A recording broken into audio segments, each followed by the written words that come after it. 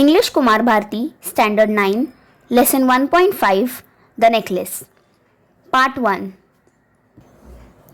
Mathilde was a pretty and charming girl born, as if by an error of fate, into a family of clerks. She had no means of becoming known, understood, loved, or be wedded to an aristocrat, and so she let herself be married to a minor official at the Ministry of Education. She dressed plainly because she had never been able to afford anything better. She suffered endlessly, feeling she was entitled to all the luxuries of life. She suffered because of her shabby, poorly furnished house. All these things that another woman of her class would not even have noticed tormented her and made her resentful. She dreamed of a grand, palatial mansion with vast rooms and inviting smaller rooms perfumed for afternoon chats with close friends. Yet, she had no rich dresses, no jewels, nothing. And these were the only things she loved.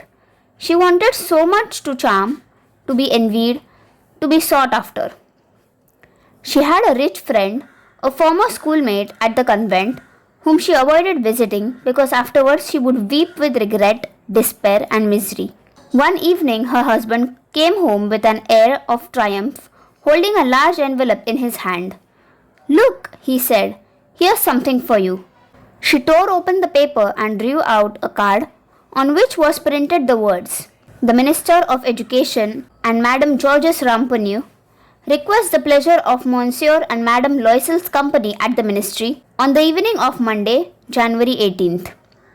Instead of being delighted, as her husband had hoped, she threw the invitation on the table resentfully and muttered, "What do you want me to do with that? And what do you expect me to wear if I go?" He hadn't thought of that.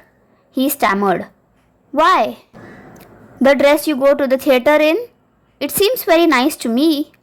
He stopped, stunned, distressed, to see his wife crying. He stuttered, "What's the matter?" "Let's see, Mathilde. How much would a suitable dress cost?" She thought for a moment, computing the cost and also wondering what amount she could ask for without an immediate refusal. At last, she answered hesitantly, "I don't know exactly, but I think I could do it with 400 francs.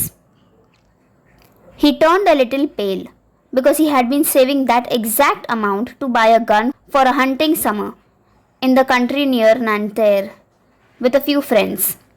However, he said, "Very well, I can give you 400 francs, but try and get a really beautiful dress." The day of the party drew near, and Madame Loisel seemed sad, restless, anxious, though her dress was ready. One evening her husband said to her, "What's the matter? You've been acting strange these last 3 days." She replied, "I'm upset that I have no jewels, not a single stone to wear. I would rather not go to the party." "You could wear flowers," he said. "They are very fashionable at this time of year." She was not convinced. The next day, she went to her friend's house and told her of her distress. Madame Forestier went to her mirrored wardrobe, took out a large box, brought it back, opened it, and said to Madame Loisel, "Choose, my dear." First, Mathilde saw some bracelets, then a pearl necklace. She tried on the jewelry in the mirror. She kept asking, "You have nothing else?" "Why, yes, but I don't know what you like." Suddenly she discovered, in a black satin box, a superb diamond necklace, and her heart began to beat with uncontrolled desire. Her hands trembled as she took it. She fastened it around her neck and stood lost in ecstasy as she looked at herself. Then she asked anxiously, hesitating, "Would you lend me this? Just this?" "Why, yes, of course." She threw her arms around her friend's neck rapturously, then fled with her treasure. The day of the party arrived. Madame Loisel was a success. She was prettier than all other women, elegant, gracious, smiling, and full of joy. She danced wildly, with passion, forgetting everything in the triumph of her beauty and success, floating in a cloud of happiness. Mathilde and her husband left at about 4 o'clock in the morning. When they were finally in the street, they could not find a cab. They walked down toward the scene till they found one. They were dropped off at their door in the Rue des Martyrs, and sadly, it was all over for her. In front of the mirror, she took a final look at herself in all her glory. But suddenly she uttered a cry.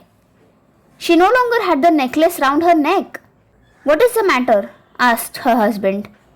She turned towards him, panic stricken. I have, I no longer have Madame Forestier's necklace. He stood up, distraught. What? How? That's impossible.